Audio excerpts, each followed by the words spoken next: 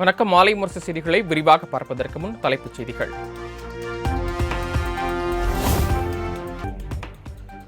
Poland பயணத்தை முடித்துக் கொண்டு உக்ரைன் தலைநகர் கீவ் சென்றடைந்தார் பிரதமர் மோடி. ரஷ்யாவுடனான போரை நிறுத்த மோடி ஆக்கப்பூர்வமான பேச்சுவார்த்தையை நடத்துவார் என அந்நாட்டு மக்கள் நம்பிக்கை.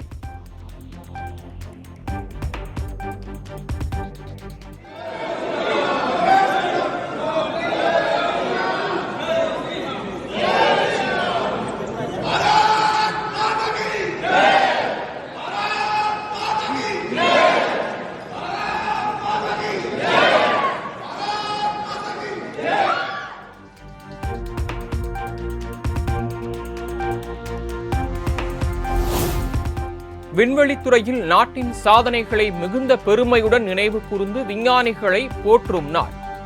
தேசிய விண்வெளி தினத்தையொட்டி பிரதமர் நரேந்திர மோடி எக்ஸ் தளத்தில் வாழ்த்து.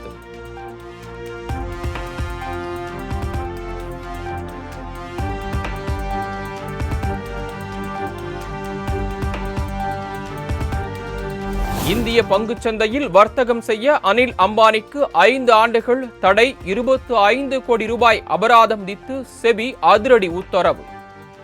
முதலீட்டாளர்களின் நிதியை தவறாக பயன்படுத்தியதாக எழுந்த புகாரில் நடவடிக்கை.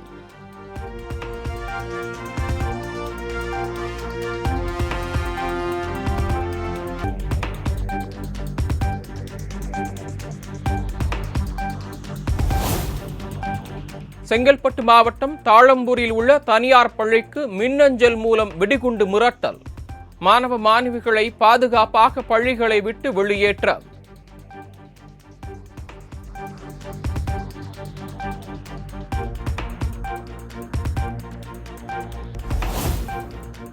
கிருஷ்ணகிரியில் பாலியல் வழக்கில் சிக்கிய சிவராமன் மற்றும் அவரது தந்தையின் மரணத்தில் சந்தேகம் உள்ளதாக பாஜக மாநில தலைவர் அண்ணாமலை புகார். முக்கிய பிரமுகர்களை காப்பாற்ற கொல்லப்பட்டிருக்கலாமோ என்ற கேள்வி எழுவதாக கருத்து.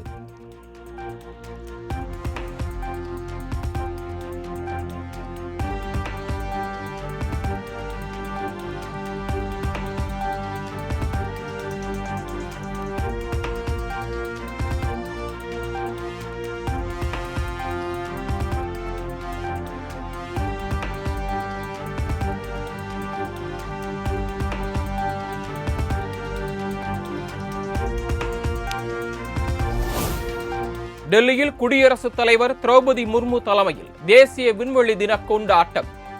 ரோபோட்டிக் விஞ்ஞானத்தில் கைதேர்ந்த இஸ்ரோவின் இளம் விஞ்ஞானிகளுக்கு விருது வழங்கி கௌரவிப்பு.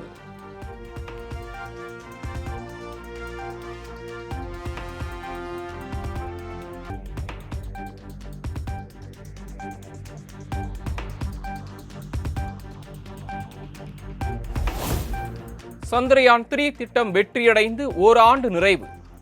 விண்வெளியில் மேலும் பல சாதனைகளை படைக்க தயாராகும் இஸ்ரோ.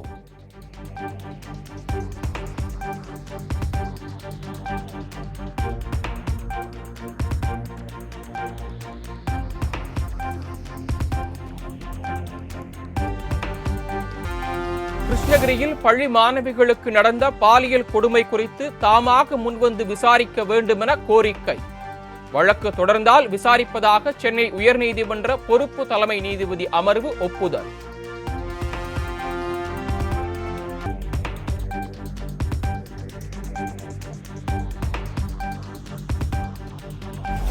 தமிழ்நாடு அரசு பணியாளர் தேர்வாணையத்தின் 27வது தலைவராக எஸ்.கே. பிரபாகர் IAS பொறுப்பேற்பு.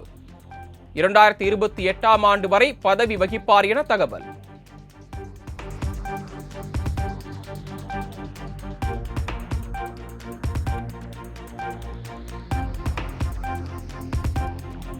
டிஎன்பிஎஸ்சி தேர்வு முடிவுகளை தாமதிக்காமல் விரைந்து வெளியிட நடவடிக்கை எடுக்கப்படும் என டிஎன்பிஎஸ்சி தலைவர் பிரபாகர் பேட்டி. தேர்வர்களுக்கு குழப்பம் ஏற்படுவதை தவிர்க்க வெளிப்படைத்தன்மையுடன் உடனுக்குடன் தகவல் தெரிவிக்கப்படும் எனவும் உறுதி. இந்த தேர்வுகளின் முடிவுகளும் உடனடியாக வெளியிடுவதற்கு அனைத்து நடவடிக்கைகளையும் நாங்கள் எடுப்போம். மேலும் மாணவர்கள் இந்த தேர்வுகளுடன் பல்வேறு பிற போட்டித் தேர்வுகளையும் எழுதுகிறார்கள். எனவே அந்த கால அட்டவணையும் இந்த கால அட்டவணையும் ஒருங்கிணைந்து இருக்கும் வகையிலே அனைத்து நடவடிக்கைகளையும் நாங்கள் எடுத்து முடிவுகளையும் உடனுக்குடன் வெளியிட்டு அனைத்து நடவடிக்கைகளையும் நாங்கள் எடுப்போம் என்று நான் தெரிவித்துக் கொள்கிறேன். இந்த தேர்வுகளின் முடிவுகளும்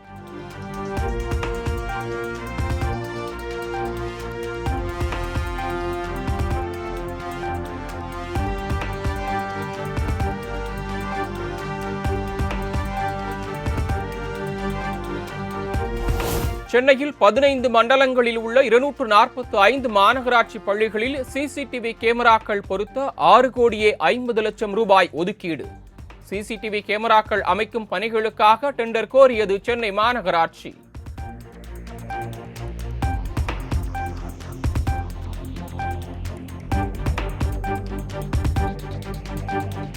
தமிழக வெற்றிக் கழகத்தின் தலைவரும் நடிகருமான விஜய் மீது சென்னை காவல் ஆணையர் அலுவலகத்தில் புகார். தாவேகா கொடியில் தேர்தல் விதிமுறைகளுக்கு புறம்பான சின்னங்கள் இடம்பெற்றிருப்பதாக கூறி தேச விரோத குற்ற வழக்கு பதிய மனு.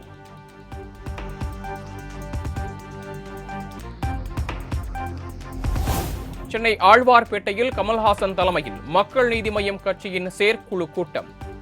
கட்சியின் வளர்ச்சிப் பணிகள் குறித்து நிர்வாகிகளுடன் ஆலோசனை மேற்கொள்வதாக தகவல்.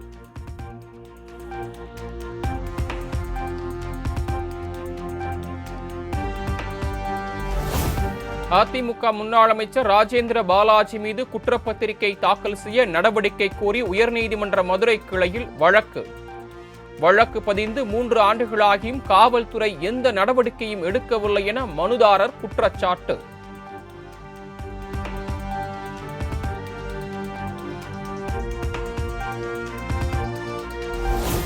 அதிமுகவை ஒருங்கிணைக்க முயற்சிக்கும் சசிகலாவின் சுற்றுப்பயணம் எடுபடாது என டிடிவி தினகரன் விமர்சனம். 2026 தேர்தலுக்கு பிறகு அதிமுக இருக்குமிடல் தெரியாமல் போய்விடும் எனவும் சாடல்.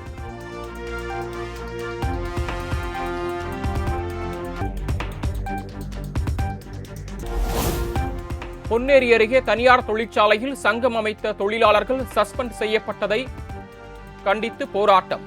தொழிலாளர் விரோத போக்கை கண்டித்து குழந்தைகள் உட்பட குடும்பத்துடன் தொழிற்சாலை வாயிலில் தர்ணா போராட்டம்.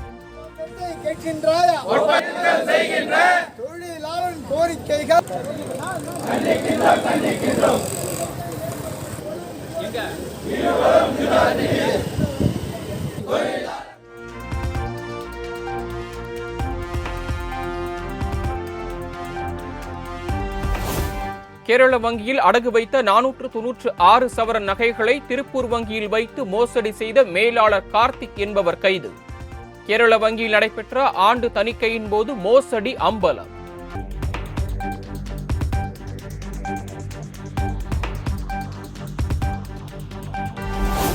திருப்பூரில் பாலியல் தொழில் செய்யும் பெண்ணின் கணவரை கடத்தி 1 லட்சம் ரூபாய் கேட்டு மிரட்டல்.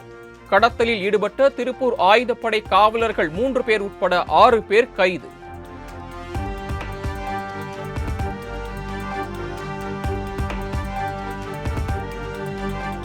ஈரோடு மாவட்டம் சத்தியமங்கலம் அருகே காய்கறிகளை தரையில் கொட்டி வியாபாரிகள் போராட்டம். புதிதாக கட்டப்பட்டுள்ள தினசரி சந்தையில் உள்ளூர் வியாபாரிகளுக்கு கடைகள் ஒதுக்கப்படவில்லை என புகார்.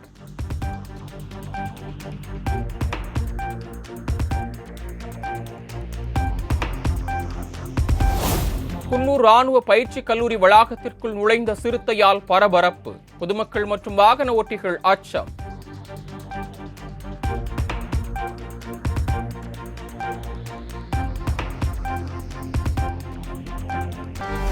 கன்னியாகுமரி கோதையாற்றில் தண்ணீர் பெருக்கெடுத்து ஓடுவதால் திற்பரப்பு அருவியில் குளிக்க தடை. சுற்றுலா பயணிகளின் நலன் கருதி பேரூராட்சி நிர்வாகம் அறிவிப்பு.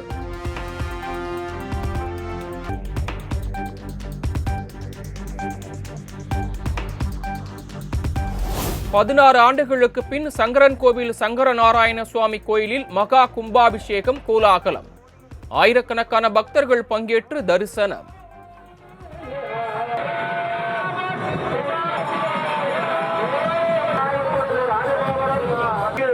அழகான ஏற்பாடுகளை செய்திருக்கின்றார்கள். அருமையான புண்ணியத்திற்கும் அவர்கள் அறுவனக்கண்டு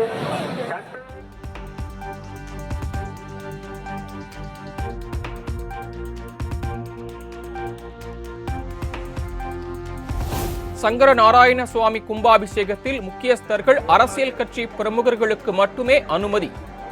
கோயில் நுழைவு வாயிலிலேயே பக்தர்களை போலீசார் தடுத்து நிறுத்தியதால் வாக்குவாதம்.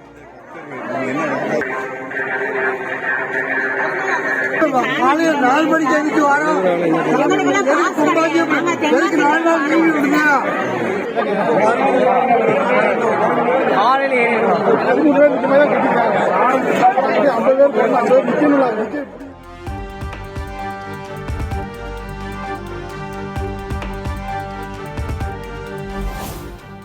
திருப்பதி ஏழுமலையான் கோயிலில் 25 கிலோ நகைகளை அணிந்தபடி சுவாமி தரிசனம் செய்ய வந்த குடும்பம். நடமாடும் நகைக்கடையாக வந்தவர்களை ஆச்சரியத்துடன் பார்த்த மக்கள்.